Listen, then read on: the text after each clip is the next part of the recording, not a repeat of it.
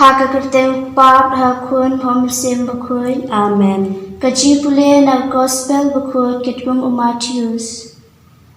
Kumta haba pi ais ne yano wat da pertash nong kumbale ki arsap ha ki sinagog bat ki surok ba endubyo yaro ki bril.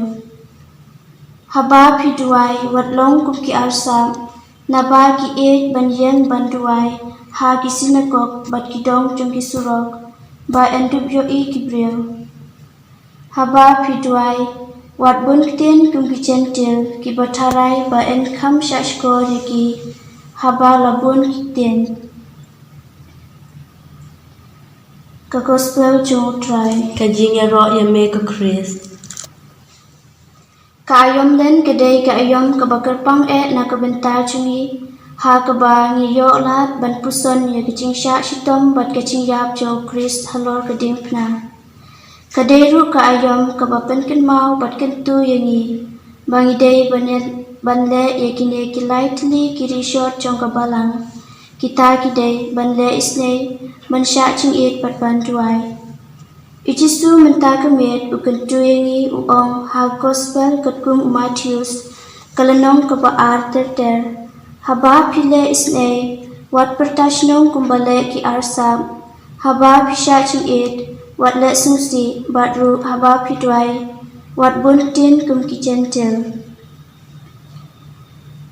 Habang yosnyo ikintin sha ching it barok nangi perkat bangi day ban kendia na chin pam chindi Henry kadai bangin no bat sha ching it ya ki kam ki basnew ki ba pensusi ya ublay baru ya ki paramar jan chungi banle isne kam day ka kam ka bangi hab ban ai chain ai nep ya ki baduk besuk Henry kadai bangi hi dalade ban pelak por bat ban yarap ya ki haba ki shem chinchar bat pentingen ya ki basungsi ban duai Kajing duai kamdei kabangi hab ban duai lendet ya kibala tho hakikot negi hab bandem khosil Henry kadai bangin yakren bat uplay hala gidonot bat ban kelano na kajing im kabarim sya kajing im kabatumai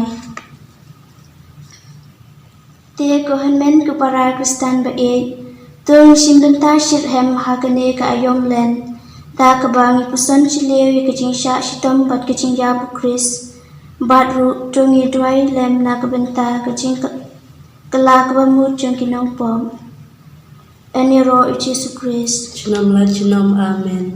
kaburom hak pap hak kun bom sim bakhoi Kumba kalong na du ni kong kum chu mentar bar. kodanut khuitam chisu To isin engi. kumaria kunirap ki kristan Tatuai na pentar chui. ha ka kerteng pap hak kun bom sim bakhoi Amen.